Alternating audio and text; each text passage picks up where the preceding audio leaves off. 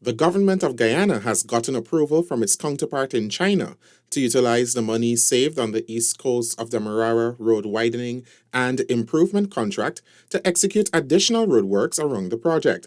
Minister of Public Works, the Honorable Bishop Juan Edgel, made this announcement in an interview on Friday. We are going to be doing works on 24 connector roads.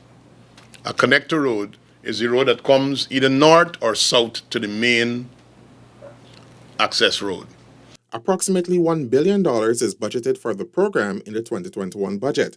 Within that sum, the government of Guyana has invested nearly $440 million, with about $560 million saved from the project. China Railway First Group Company Limited is a contractor for the project. Works are expected to be completed by year-end.